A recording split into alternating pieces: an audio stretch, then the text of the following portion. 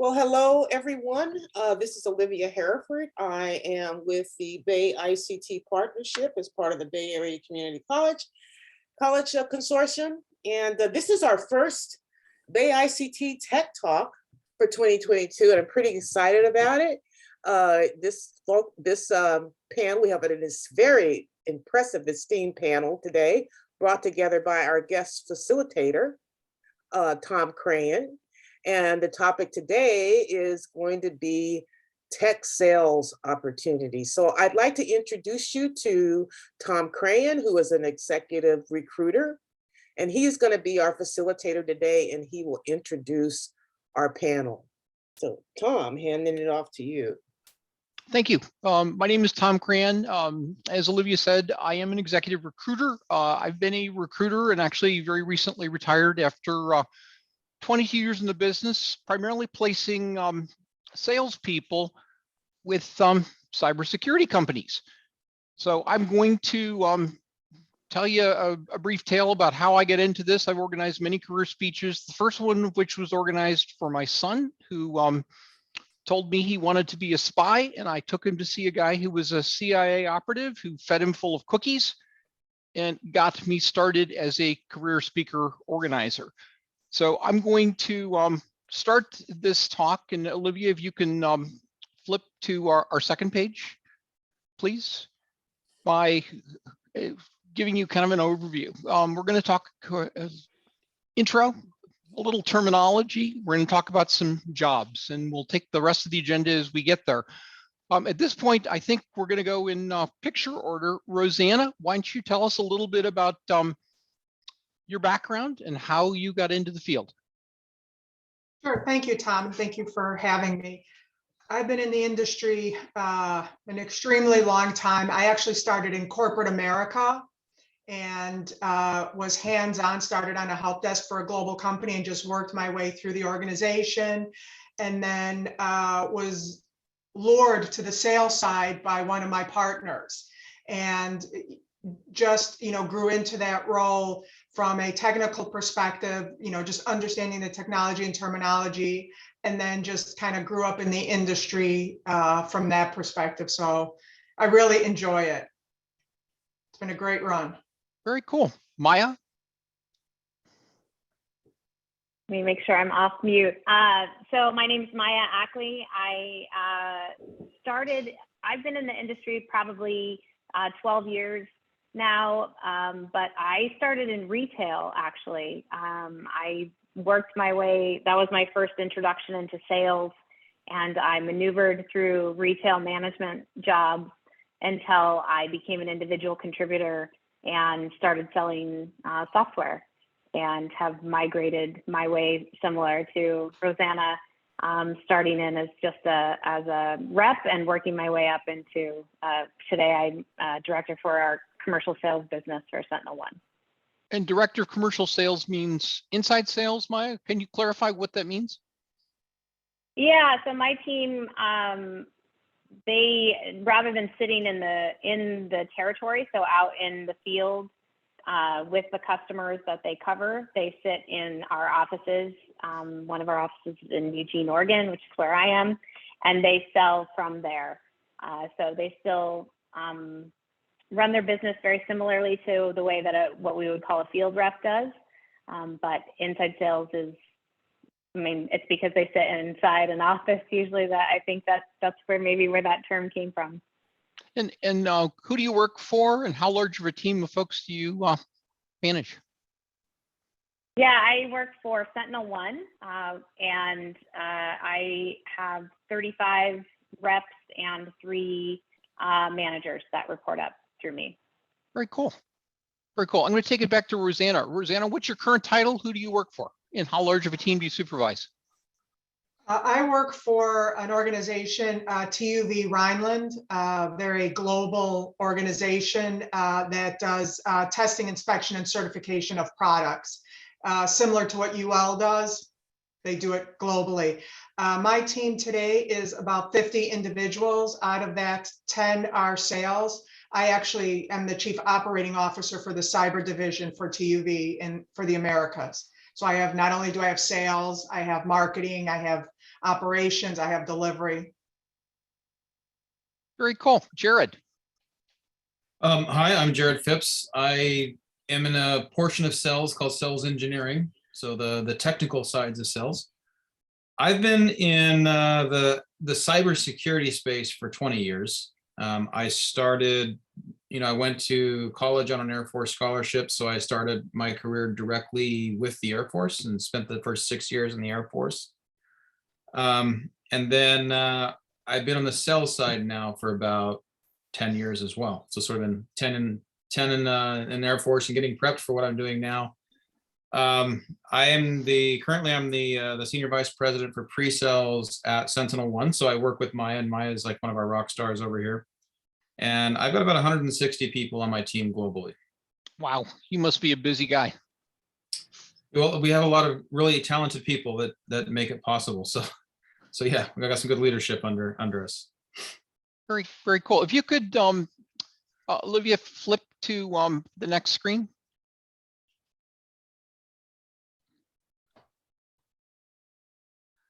So folks, I wanted to spend just a minute talking about some of the terminology that you may hear used tonight, and I think that you should be aware of. I didn't want to make this an acronym heavy conversation, and when you're in tech, it can become acronym heavy very quickly. First term I want to introduce you to is B2B sales. That means you're selling business to business, companies selling to other companies. By nature, these sales are complex sales. What I mean by that is that the sales consummated to solve a business need. It's never an impulse buy. Multiple decision makers are involved in the sale. Multiple calls are typically required to complete a sale, and the sale is high value. Let's pull a number out of the hat, and I'll call that 10K or higher.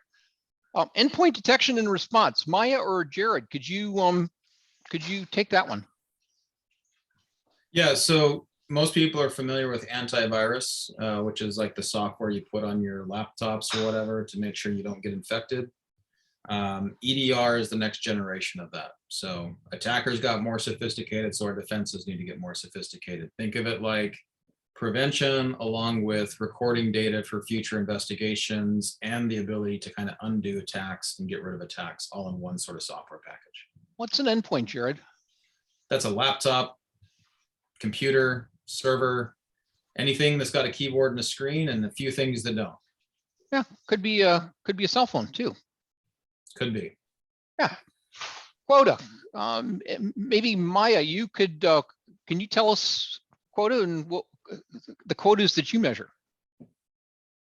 Yeah, quota is every salesperson's least favorite thing to talk about. Just to start, it's usually set at the beginning of a year for a company, at the beginning of our fiscal year, for instance. And it is essentially taking the bucket of business that you have laid out for a rep and putting a goal, a revenue bookings goal in front of them that they have to attain. Most companies that I've worked for have an annual quota. And so your aim is to try and get to that annual quota as quickly as you can, because that's just going to mean more money.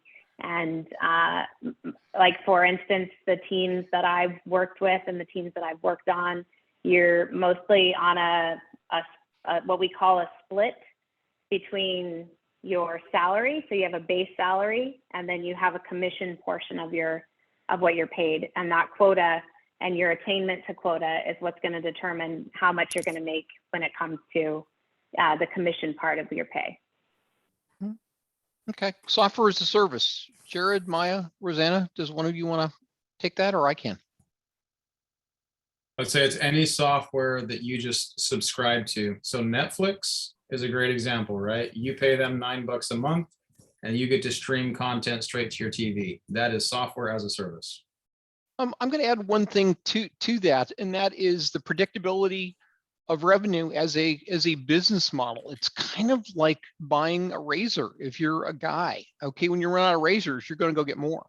So it is a great business model because your revenues become highly predictable. Types of sales: direct sales, selling to the customer directly, Channel sales means you sell to a reseller who typically sells to the end customer, sometimes adding services to the sale. Value proposition. Rosanna, Maya?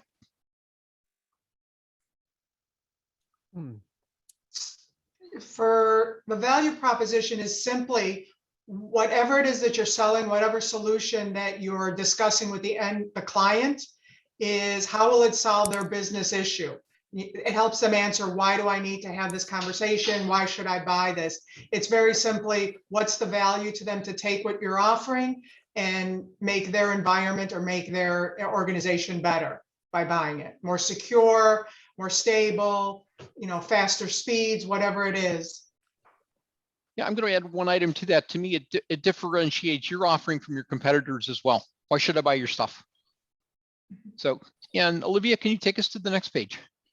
So I think it's important to understand why companies buy. To increase revenues, sometimes it's to reduce costs. And in the case of cyber, which, and I'm open to discussion here, panelists, it is to avoid bad things happening. So it's required in today's environment to operate a business safely and securely. Yeah, and there's a lot of, like, I would say, regulations, even laws that tell organizations in order to not be negligent, they need to protect their customer data. They need to have certain cybersecurity protocols and software in place. So, they're not going to be able to go just pick up anything. They can't go to Best Buy and buy 100,000 licenses of something, right? So they're going to find business partners that they can turn to, and they can say, hey, I have this really, really complex environment. I'm in 220 countries around the world. I have 500,000 laptops and 150,000 servers, and I've got 600,000 employees, and I need you to make sure I never get hacked, right? So that's a really complex challenge these people have. So they'll turn to a company like us and say, hey, what can you do to keep us safe? And that's where we have to come back and explain to them, here's what it's going to cost, X million dollars. And when that security team goes up to the finance team and says, hey, I need, $10 million to go protect the company, the finance team wants to understand, well, wait a minute. Can you do this cheaper? Can you do this somewhere else? So why do companies buy? Because that security team needs to tell the finance officer, well, here's the regulations. Here's where a company is not allowed to do business if we don't do this. In Europe, I have to protect consumer data. It's a legal requirement. If I don't do this, here's how many millions of dollars of fines are being exposed to. They start to put all this coming back together. The other part of this, there's something called ransomware out there where cyber attackers are actually encrypting all the data on people's computers.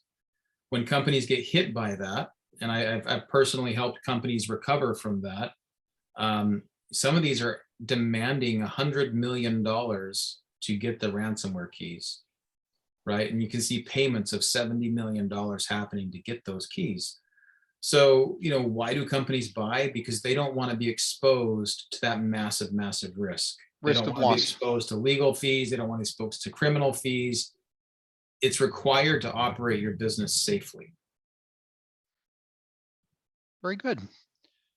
I'd like to talk very briefly about, let's call it dispelling a myth. I think a lot of people have a misconception about what a salesperson is. I found as a recruiter that good salespeople are first good listeners who solve customer problems, sometimes problems the customer didn't even know they had, and follow up after the sale. In other words, they're conscientious. Yeah, I would add one more to that list, Tom. I would say that a good salesperson is a customer advocate. So, when you're dealing with a really, really complex security environment, like I just described, different countries and different systems, if, the customer made a purchase expecting something, and then, they're going into reality, they don't have enough license or they don't have something, right? They want to know that salesperson is actually advocating on their behalf for the company they work for, right? So you're kind of this intermediary between the client and the company you work for to make sure that everybody's needs are met. Very good. And I want to go back to, and Olivia, could you take us back to our overview, please? At this point, I'd like each of our panelists to pick one job that reports up to you. Tell us what the job is, what they do, what a typical day is. You know, maybe pick some other things, best and worst parts of the job, challenges, and what the background is that's needed for the job. Maya? Yeah, I would say I have 3 or 4 different types of roles that report up to me, but I'm going to talk about what we call an SMB rep. Small to mid-sized business is what SMB stands for. So those $1 million companies that Jared was just talking about, that team isn't going to see deals that size, but they're going to work with hundreds and hundreds and hundreds of customers. They are, their touch points with the customers, with the partners that we work with is vast. And so it's a really critical role in continuing to, sorry, but in Americana, yes, there's no such thing, baby. It's not. Well, then it's a okay. Sorry about that. I was having a hard time. It's Henry's account. If you can mute Henry. Yeah, I'm looking for, there it is. You have privacy. Thank you. Sorry about that. Anyway, they interact with tons of customers. So they're not doing deals that are millions of dollars, but they're doing tons of incremental deals. It's very fast paced. And it's such a huge part of how strong brand and word of mouth spreads for a company, because they are talking to so many customers. They're advocating, like Jared said, they're advocating for so many customers on a regular basis. And they're also working, Tom mentioned, you mentioned our channel sales. They work with a ton of what we call our partners, the resellers that we sell through. And that's another way that it helps build a strong brand for the company that you work for. Their day they do a lot of reactive work. So a lot of responding to emails, they will do demos and customer calls very regularly. I think the challenges for that role are, it is very fast paced. So if you don't have some level of organizational skills, you can get lost in the shuffle, or, some of the things that you need to respond to quickly can get lost for lack of staying on top of that. That's a challenge. I think it's an entry-level position into sales. And I think that's one of the best parts about it, is that you get such a huge opportunity to really cut your teeth working with maybe smaller organizations and smaller customers, but they all have very similar challenges to our biggest customers. And many of those customers that they talk to go on and work for larger companies one day. And that relationship that they built and that ability to be an advocate translates and gives us an opportunity to sell into an account that's going to spend $10 million because someone loved our product when we sold to them as an S&B rep. The background needed is, it's an entry-level sales position, so it's a wonderful opportunity for people coming out of college that have the aptitude for it. I've hired tons of people right into jobs like that. Really, the soft skills are what I look for.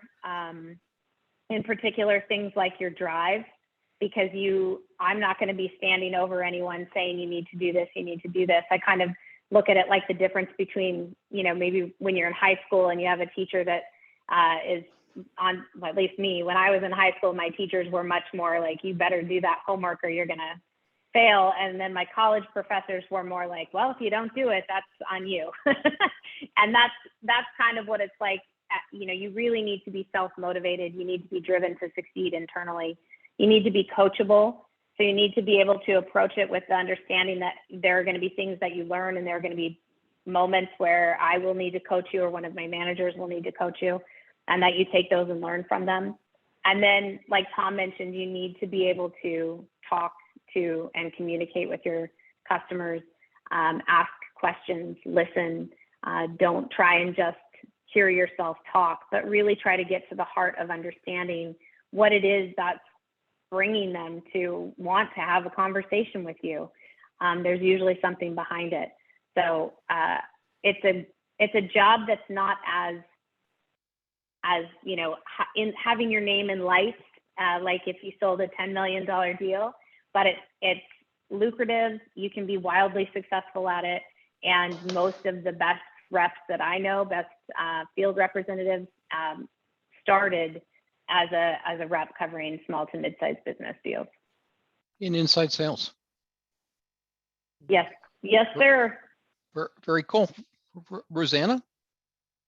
Sure. So we're not a product company, we're a services company. So my account executives are problem solvers. And that's what I look for with the team is, listening to the client, understanding what they're trying to accomplish, and then understanding what pieces of our business do they need to bring in order for them to accomplish what they want to do.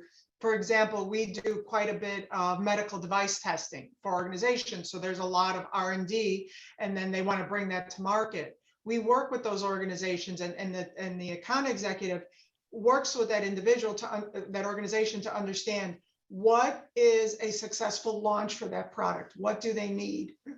Excuse me, for that. Sorry.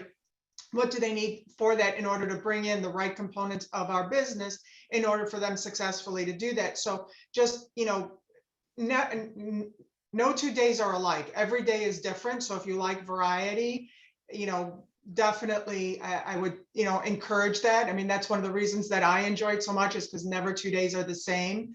And solving people's problems, understanding what they need, and being successful at it. There's nothing more satisfying than when I go out into the world and I see a product that we've taken from concept to actually seeing it deployed in the world and successful in what it's doing to help people and making things better for everyone.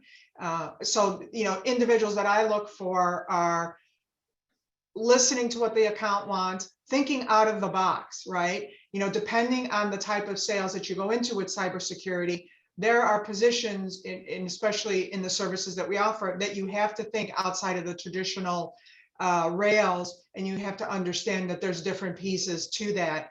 And, communicating and collaborating, you have to bring in our organization, different divisions or an outside partner to do something, or manufacturing, or delivery, right, and transportation of that. So it's all those different components and getting a holistic view of things. So I think those are important for that.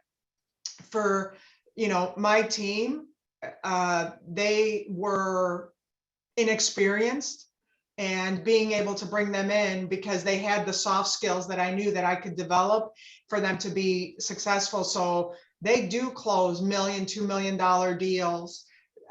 They have been able to, get into global organizations because they just understand and can navigate and understand. I call it distraction or noise. Is, I'm talking to somebody, but they're never going to get me someplace, is to understand and quickly discern that I need to pivot and move in this direction. So somebody that can be quick thinking and nimble during the course of their day. Rosanna, I'm going to stop you for a second and ask you to elaborate. What are soft skills? How do you interview for them? Sure. So soft skills is when I interview somebody, if all they ask about or all they talk about are themselves, and don't ask any questions, don't engage. All they want to do is spew a bunch of information, but not really engage and ask questions about the company, about the culture, about the organization, how they problem solve and challenges. Even if they don't have relevant industry experience, they've had experience on how to overcome issues and challenges. So how do they address that? What is their real world experience? Those are the types of things that I look for in an individual, and somebody that communicates back and a technique, especially, if you go online and you do some trainings and things like that, is, parakeeting back. Did I understand you correctly? Is this what you're looking for?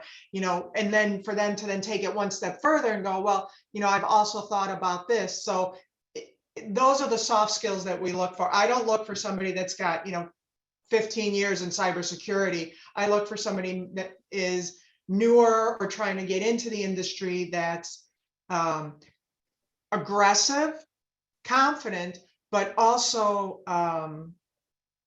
humble enough to know when to ask for help, right? And I think those are characteristics that you really need, regardless of whether you're inside sales or $10 million account executive. You have to understand that it's a village. It's not an individual contributor. Jared. So I work in sales engineering. So I'll just kind of cover off, I think sales engineering generically, there's different types of roles within that. But I would start this with, this is probably the world's best kept secret when it comes to a job. A sales engineer is someone who's 50% salesperson and 50% geek. If you love tech and you get excited about tech, if you're the one who can hype up your family into upgrading to the next TV or the next phone or the next computer or the next app, and you can't get enough tech, but you've got the soft skills where you can kind of do the selling aspect of it. You can explain why this phone is better than that phone and why going this route's the right one, and people listen to your advice. You're probably kind of got the natural instincts of a sales engineer. So when you've got folks like Maya's talking about, the sales reps that are engaging the account and they're doing the business negotiations and they're walking through the procurement process, we're here to back the sales teams up. How do you do that? How do you Well, do yeah. that, Jared? Tell me 4 or 5 things that a sales engineer does. Yeah. So what Maya's team's gonna do is they're gonna say, hey, I need help getting this customer to see the value proposition of SentinelOne, for example, right? Why should they buy a SentinelOne? And so the analogy, right? If you were going to buy a car, you're probably going to go take that car on a test drive. Well, in the software world, before you buy software, you're probably going to take that software on a test drive. Sales engineers are the ones who run the process. We run the test drive. We get in front of the customers that Maya's team is trying to sell to. We run them through a pilot. We let them install it. We show them all the benefits of it. More importantly, and probably the real art here, is we explain to them why SentinelOne is better than all of the other products on the market. The only way you can really do that is to explain how it fits their business, how this tech fits their needs better than the needs of any of their competitors. And that's where you have to be really, really good, exactly everything you just heard, really good at listening, really good at understanding, but also being what I like to call a thought leader. You have to be able to explain to your prospects that sometimes there might be a better way of doing something. They probably are not aware of that because they've never seen technology be able to do this before. But if you decide to adopt this method, look at all the benefits you're going to get. And you got to be able to inject that into the conversation. In terms of, what do we do? What's a typical day? We do a lot of product demonstrations. We get on Zoom calls like this. We walk people through demonstrations of what the capabilities of the product are. We want to get them excited to say, you know what, I want to do a proof of concept. And that's what we call a test drive, a proof of concept. I'll speak at conferences. So we get a lot of SEs. We'll go to shows and we speak at shows. We'll work in trade booths, doing demos on trade booths. Some of the best parts of the job can be, you get a different challenge every day. Every company is unique. Every time you're trying to adapt your solution to that company, it's like a brand new puzzle, so it's never boring. You don't get stuck in any ruts. If you enjoy traveling, typically the sales engineering roles give you plenty of options for travel. In the last 10 years, I have literally visited, I think, every city in the United States, but most of them in Canada, Japan quite a bit, Singapore, Israel, almost every major city in Europe. I've done Europe. I've done Tel Aviv, Zurich, Manchester, Paris in 1 week, right? So So you can get a ton of travel. It can be really cool. At the same time, that's probably one of the bigger challenges of the job. Could be the jet lag and the challenges that come with that. But you're probably not going to start off in a global role. You're probably going to start off in a smaller territory, a single city. And so, it's just really, really cool. The challenges, though, look at sales. Sales can be high stress. It can be high pressure. You have these things called quotas, which means, the company needs revenue, right? Because everybody in the company wants a paycheck. And your job in sales is to make sure the company meets the revenue needs so that everybody has a paycheck. So you're always striving and working really hard for that. You've also got to be that customer advocate, right? And that client advocate. So sometimes that means you get to go back and have uncomfortable conversations with engineering and let them know what the customer thought of that new feature they developed and what they need to do to fix that. And you need to be able to articulate that in the correct manner so that engineering can do a fix one time and get it correct. In terms of background needed, well, typically you're going to need to have a bachelor's degree. A lot of sales engineers have master degrees. If you get a technical bachelor's, then something like an MBA is a great master's. Those two pair really well for sales engineering. In my world, in cybersecurity, I'm looking for people who have bachelor's degrees in computer science, cybersecurity, computer information systems. If you've got a bit of that technical background, you're probably going to need to marry that with a little bit of work experience as well. So you're not going to generally start your career as a sales engineer, but there is a path to get there. And that path typically goes through what we call customer support. And those are jobs that you can take straight out of college. So if you find a software vendor like a Microsoft or SentinelOne or anybody like that, you can go work in this software support engineering role. And that's where you're going to basically support the customer when they call up with questions about the software.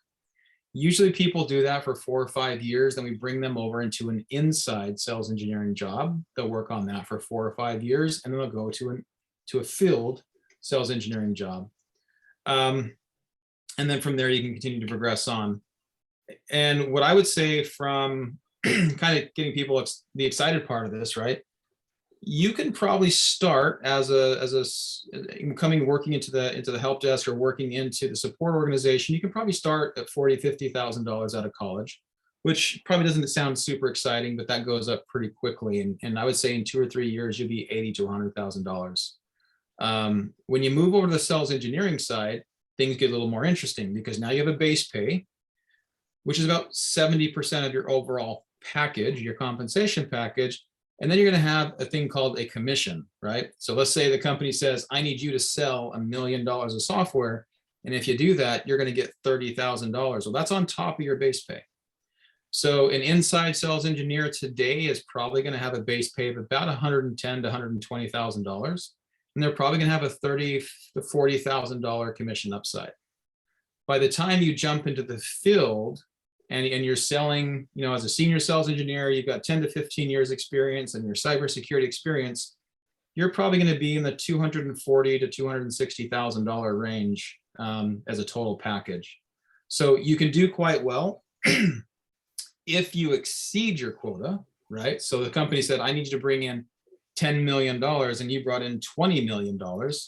You actually get paid bonuses on top of your commission. It's called accelerators, where your commission values go up. So it's not uncommon to see people in the sales engineering career field make over $300,000 or $400,000 in a given year. So it's a pretty exciting field from the compensation package. You can do pretty well in it. With that, though, like I said before, this isn't a 9-to-5 job. This is a pretty intensive job. There can be a bit of stress. For me, I enjoy it. I love it. I thrive off of it.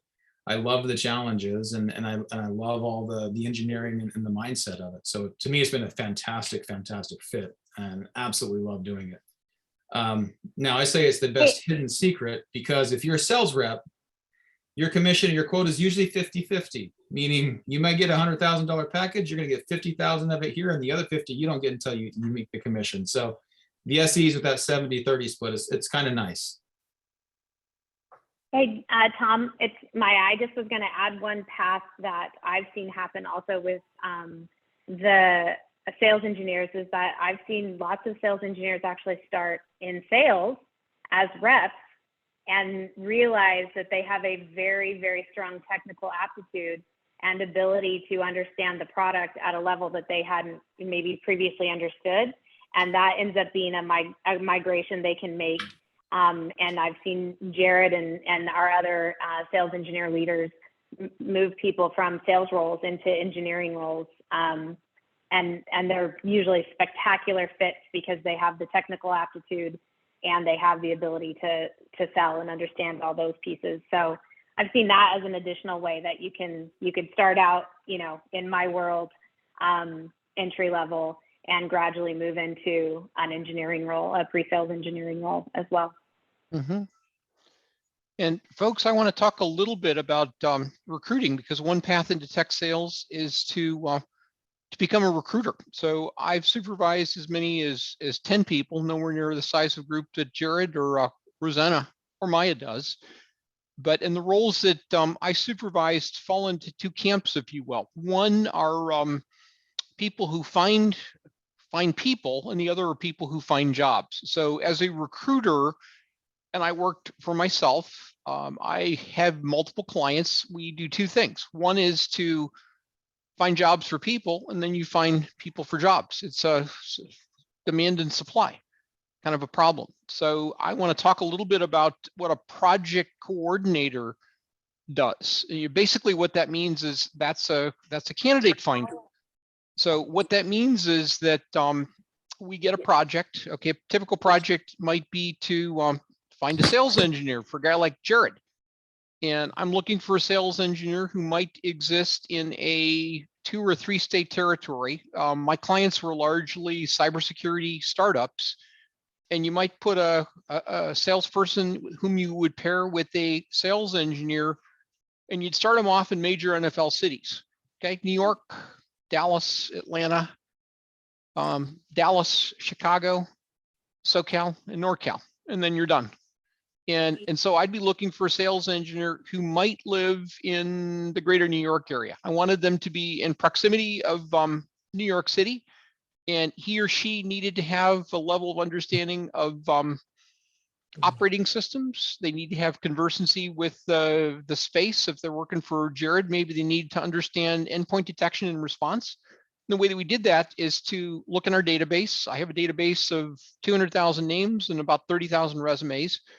And what we do would be to create a story about the client that makes them sound sexy. SentinelOne isn't a hard company to make sound sexy. So we talk an elevator story, and then we describe what we were looking for. And the task of a candidate finder or a project coordinator would be to fill a job. The way that you fill a job is to find 3 to 5 qualified candidates for every job that you handle.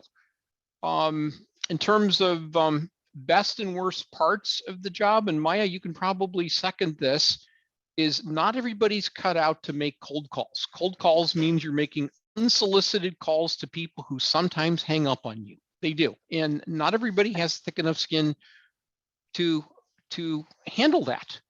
The positive side of that is if you can handle that, the financial rewards and the rewards of filling a job, I found to be quite fulfilling. I work on a wide variety of jobs for some really super interesting clients who are selling technology that's based on what? Computer science and electrical engineering. So the skills, background that I look for in the jobs that I handle, well, I learned after time that to use psychometric testing as a part of my hiring process. I hire high dominant, higher extrovert, no conformity, 0 patience, and high conscientious. And I tested for IQ because I had a painful experience here in the opposite direction. So I look for people who have both hard and soft or people skills. One of the interview questions that that I've asked is I've looked for people who've overcome adversity, and a question that I found was very telling about that is, tell me about a time that life kicked you on your butt and you were able to recover? And if the answer is I lost my trust fund, then that was not a person that I would hire. So I'm looking for people who've had to overcome adversity. Olivia, can you move down to importance of collaboration and communication, which I think we've pretty much talked quite a bit about, but I'd like to talk about two things and then throw it open to our panelists. Active listening skills. Maya, you talked about this, I believe, but I can't overemphasize active listening skills. One of the things that I coached and looked for is people who would take the time to make sure that they understand what your customer is trying to say to you. And to make sure that they understood that, I taught them to say it back in your words and verify their understanding, to confirm understanding. A second thing that I look for in the people that I hire is I want people who will be willing to take what I've told them to do and to come back to me with a summary of their understanding, to ask for early course correction. So if I've got a task that's going to take 2 days that someone's working for me is doing, I want them to come back after they spent an hour looking at the task and say, here's what I think you asked me to do. Did I get it right?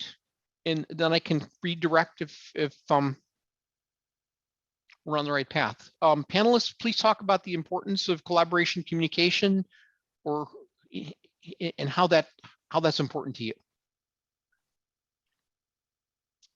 I'll start just in terms of, I think one of the things you can, Jared and I work together. Now we don't work as directly together because since the time that we both started, the company's grown. So there's a lot of people in between us now that didn't used to be there. But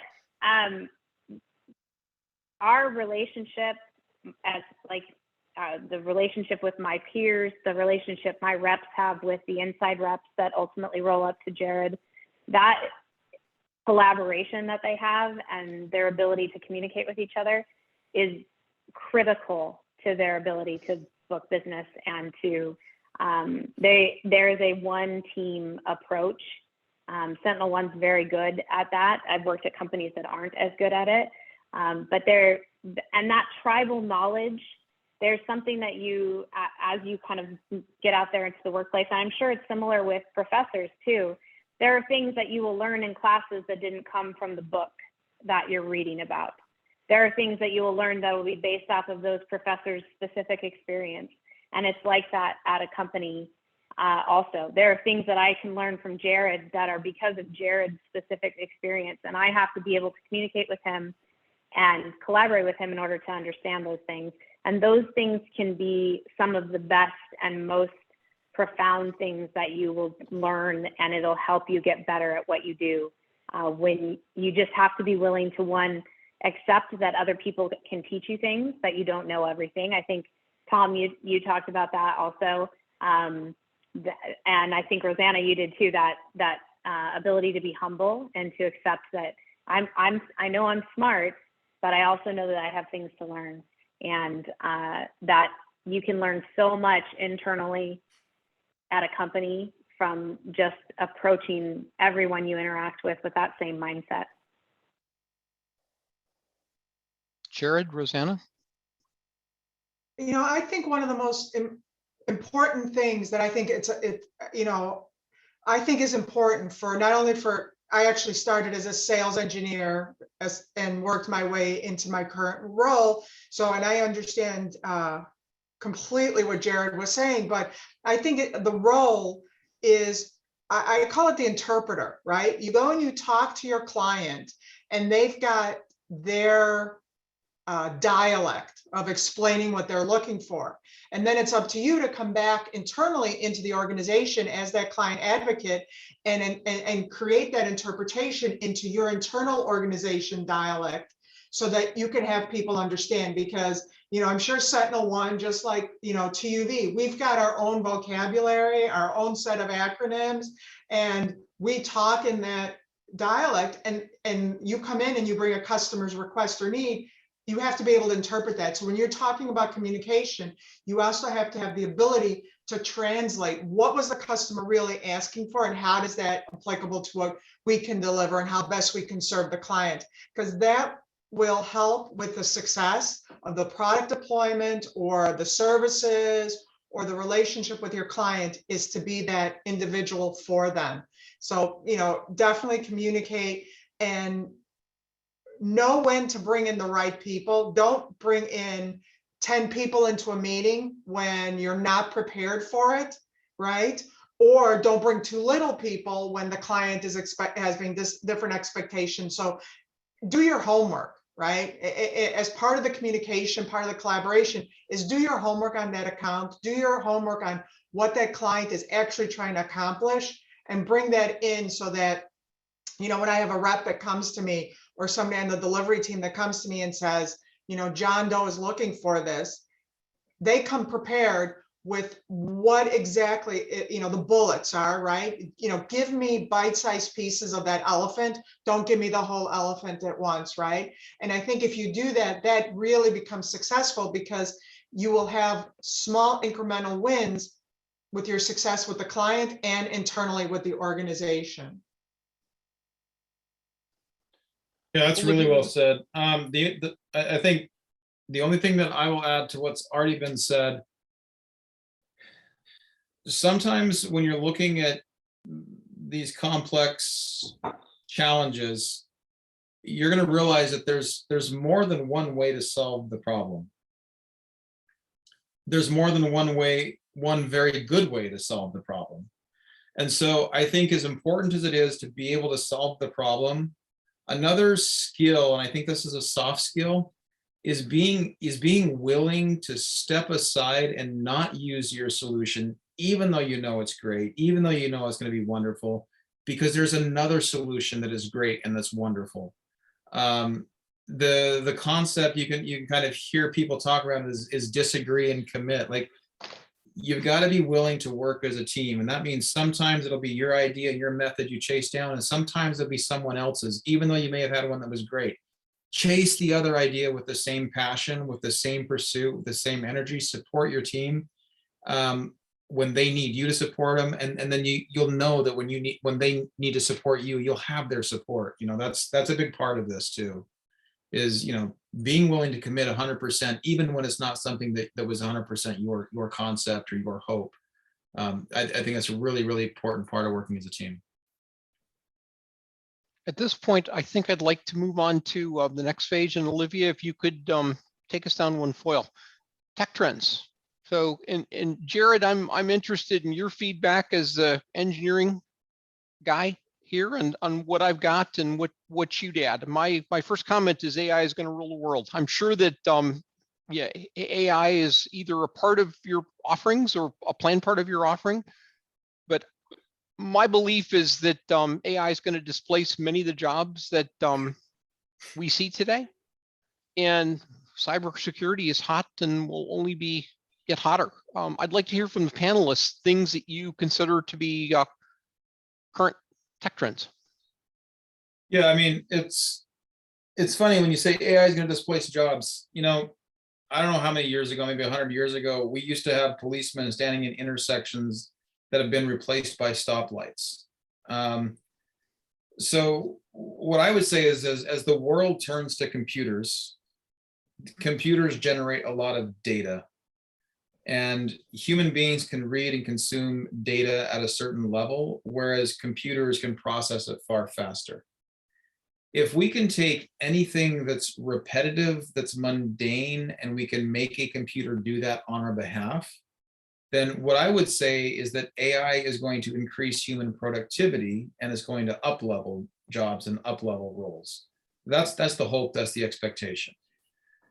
So, I think the more you dig into AI, it's not this scary psycho monster that creates the Terminator world of the future.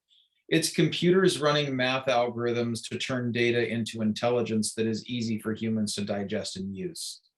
And whether that's a recommendation engine on Netflix to tell you which movies or which songs you want to hear, for example, or it's a computer that's able to help you identify the best routes for traffic, or airlines or whatever, or it's a computer that's helping doctors run through diagnostics and make diagnoses faster and more accurate. That's what my expectation of AI is. AI will be central to the next level. Like it's a fundamental shift. I don't even know if we're at the point of being able to call it the level of the industrial revolution. There probably will be an AI revolution, you know, in terms of just how it's changing the way humans live and the benefits from which humans can live. Panelists, other tech trends you feel are important that we discussed today? I just think all of it revolves around, and all of the trends, in my humble opinion, revolve around data. It all revolves around data. Data as a commodity, data as it relates to AI. That most tech trends, at the heart of that trend is data. And I would think, because at the end of the day, the cyber criminals, the adversaries that are creating these breaches, they are driven by money. It's monetary. So they will only increase. They will find quicker ways in which to breach or compromise organizations and new ways to do it. So it's ever evolving. So, you know, I think when you talk about, you know, all the data and all the AI and all these things, those are platforms that automate looking for that needle in the haystack. And then you've got those concentrated needles that then now you can look and say, I've got the context on how to act on it. I don't think the human intervention will ever go away, because there are certain contextual things that we bring to that that'll help solve those problems. I mean, AI can only take us, I think, so far. Mm-hmm. All right. And Olivia, can you take us to our next slide? Advice. And I'm very interested in hearing what the our panelists have. I think it's really important to develop skills in computer science, math, and statistics. I am a former competitive athlete. I found that there are lots and lots of competitive athletes in sales. It's a great way to learn good skills in teamwork, goal setting, learning how to win or lose, and how to communicate with adults.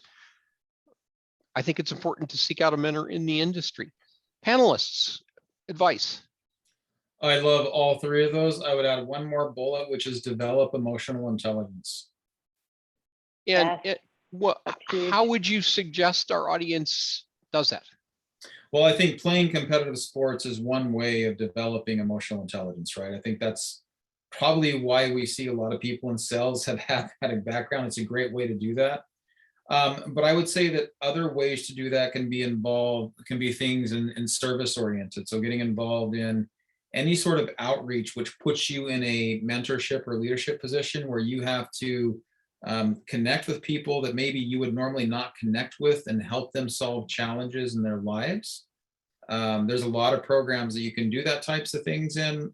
Those are very beneficial as well. Giving back, and that's, you know, taking time to do service, but you grow a lot doing that. Anywhere that you can put other people's needs or other people's concerns ahead of your own, and anywhere that you are required to listen, to consume information and consume emotions from other people and kind of help calm and soothe the situation, that's very valuable as well. Mm-hmm. Jared, I want to come back to something that you just said and kind of elaborate on that. I think one of the things that you have to do to be successful as a salesperson or a sales engineer is to relate to people who are completely different than you. And for those of us who are currently high school or college students, our audience, who've spent their lives communicating with your peers on Instagram, on Facebook, Snapchat, TikTok. I'm a boomer. I don't use Snapchat. I don't have a TikTok account. And if you're going to be successful as a salesperson or a sales engineer, or in many jobs, you have to be able to relate successfully to people who are not like you. And any I'll call it activity where you're working with people who aren't like you can help in, I believe, the development of emotional intelligence. Olivia, can you take us to our next slide? Well, we've talked about developing public speaking skills. You can take a course. Toastmasters is a national, actually an international organization. Watch BayICT. Here's a pitch for Olivia's organization to develop. Watch these talks as they come up monthly. Seek out I have jobs. a, Please go ahead. Tom, sorry, I just have one little thing that I used as I was learning how to present to customers when I was early in my career. And with iPhones, it's very easy with smartphones. Record yourself going through presentations and then listen to yourself. It's not easy to do because nobody loves how they sound, but you will hear all the things that someone else would hear, and you can kind of course correct and you can address those things, and you get very comfortable when you put yourself in that position. And it's pretty cheap because most people carry around a cell phone. You can just record yourself, listen to it back, do it again, listen to it back, do it again. Like I love, like you put on here, develop public speaking skills. What I would say is, if there's something that you feel that you're timid about or even afraid about, tackle that head on. If you don't like public speaking, go to Toastmasters. It's fantastic. If you don't like confrontation, go seek out negotiation, confrontation. There's different programs actually out there specifically for that, right? Depending on what you feel that you're uncomfortable with, get out of your comfort zone, put yourself in the situations where you're not in your comfort zone so that it becomes an area that you're comfortable about. To me, that's one of the things that separate people that are able to progress and move on with their lives and people who get stuck in a rut. You got to be able to push yourself out of that comfort zone, figure out a way to develop that skill. And that means you need to first have the self-realization that you're not perfect and you got some things to improve on, right? And for some of us, that's really easy because I don't do very many things well. But you run into these people who just think they're doing everything right. Those are people that I never hire. Folks, I think that pretty much wraps up the things that I had planned to cover. I think it's really important that at this point we throw it open to our audience. I'd like to hear some good questions, bad questions, any questions. Questions from the audience. And Olivia, how can we hear them? Are we unmuting everybody, or how can we allow them to be heard? Oh, it's a small enough group. I think what I'm going to do is go out of speaker view here to the gallery. And as if anyone would like to raise a hand for a question, or you can put it in chat and we can read it from there. So any questions?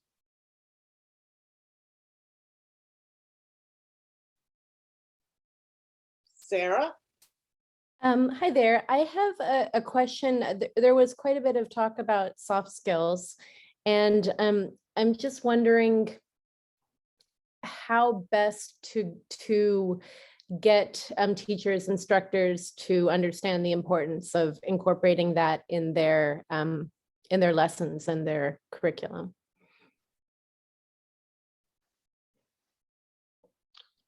I have no idea. That's a great question. I wish it would have been included in mine too, because I think it's something that is critical when you're going into the job market.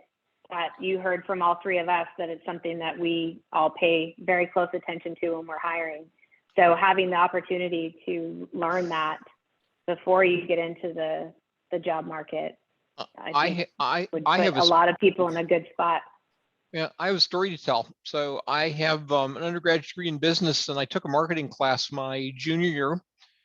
The class was, we had as a part of our final grade, a team project, and I had on a 4-person team.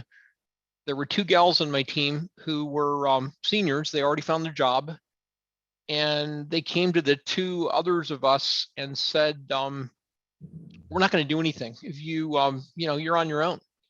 And my solution to that problem was to take it incomplete, and I did the thing on my own, and I got an A. Okay, and my teacher let me cop out on that. So my answer to Sarah would be, I think team projects are like the one of the best things that you could possibly do. Get people to work in teams. You are not going to be working by yourself. Getting things accomplished means you've got to work successfully in a group. And even if you're a manager, you got to work successfully with people that you don't manage.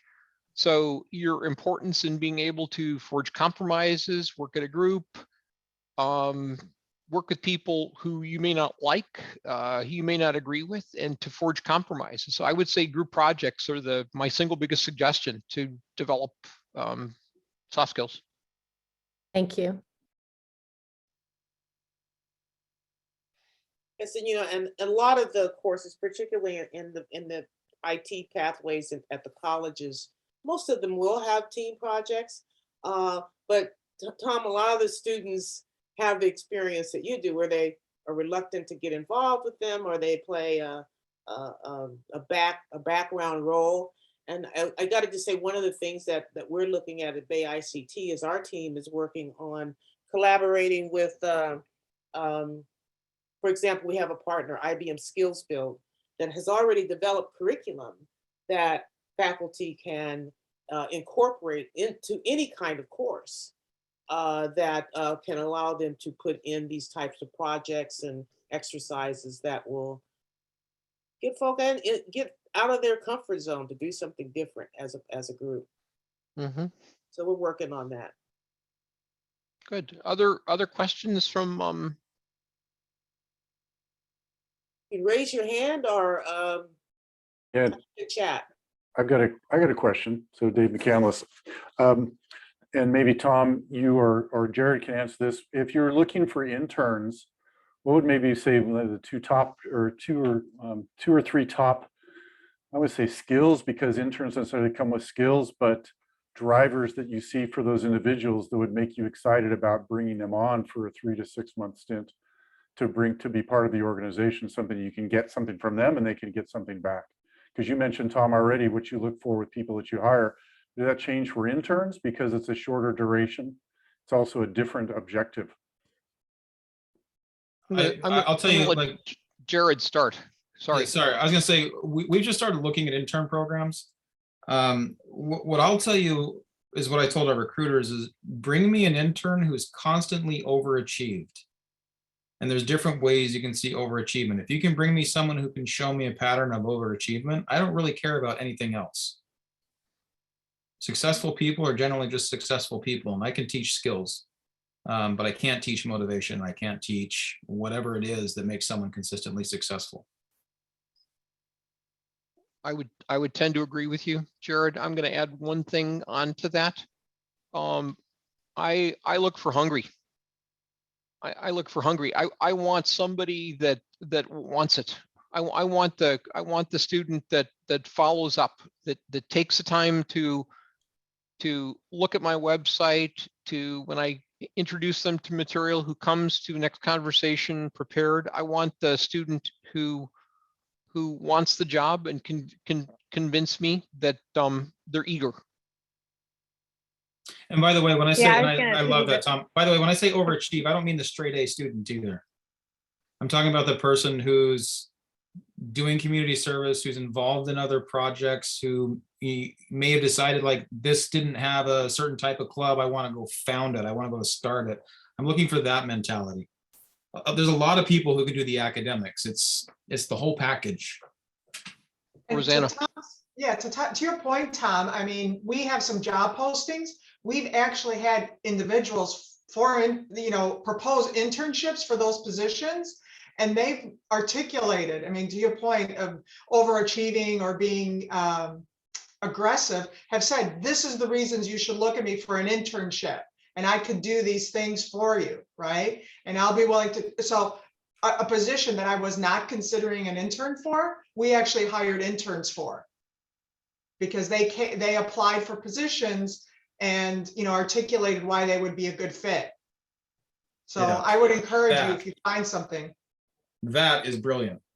Yeah, I mean, those guys, hire them every time. Because they're I out of the think box. when I've talked to interns also, I like to understand their why. So why does this matter to you? Why I don't want it to just be something that is a fluke. I want to understand what is pushing them to take this path. And that doesn't mean that that can't change later once you do it and you have experience, but there should be something driving it, not just I want to try this out because I heard this guy Jared talk about how I could make $200,000 doing this. That there should be something at the core of what's pushing you to want to try an internship. That I like when people can articulate that. I'm going to expand and completely digress based on what Maya had said, and that is that one of the things that I want to come out from this conversation is that tech sales and sales engineering can be highly lucrative. I know that's not the motivation for a lot of folks or the only motivation, but I find the field to be extremely challenging. It's so interesting to try and keep up with the companies that you deal with the technologies that out there, and it pays really well if you get good at it.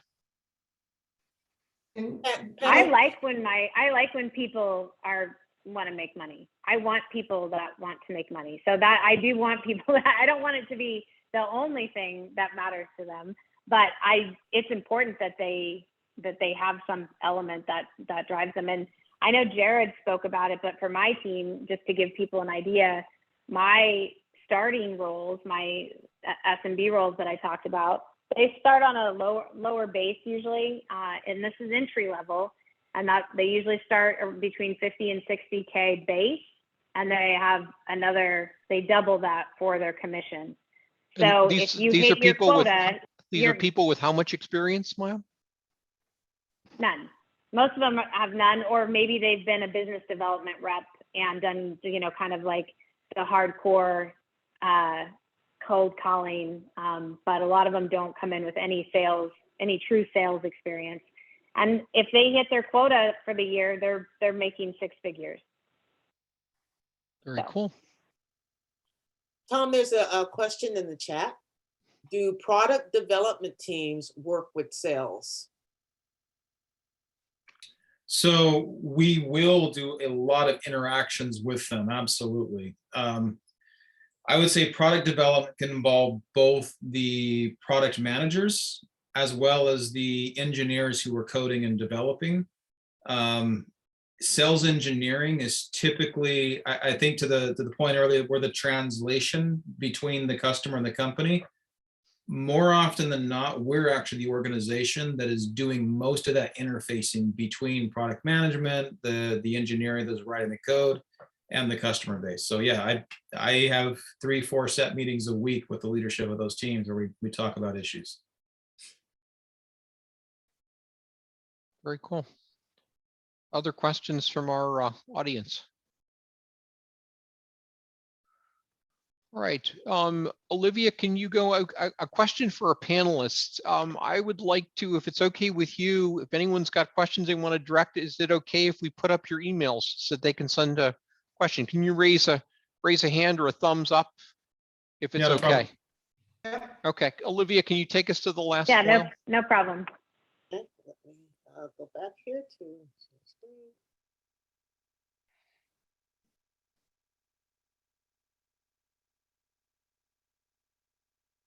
Is that the last one, Tom? It's oh wow, maybe it's, there we go. There we go. That's There's the one you wanted. Email addresses, maybe we can follow up and post that Great. somewhere. So to all of our panelists, I would like to say thank you very much. I hope those in the audience have enjoyed this conversation. Maya and Jared, I know since this is the last month of your fiscal year, that you're under some pressure, and I want to thank you both, and Rosanna for taking the time to talk with us. I hope you all had fun, and I hope our audience learned some things. That concludes what I had to say. Thank you much. Thank you. Thank you for having us. And again, on behalf of BayICT, thank you, because this is a very esteemed, impressive panel. I really thank you for your time. And in the chat, you saw a link to our next Tech Talk, which is going to be our Black History Month Tech Talk on February 17th.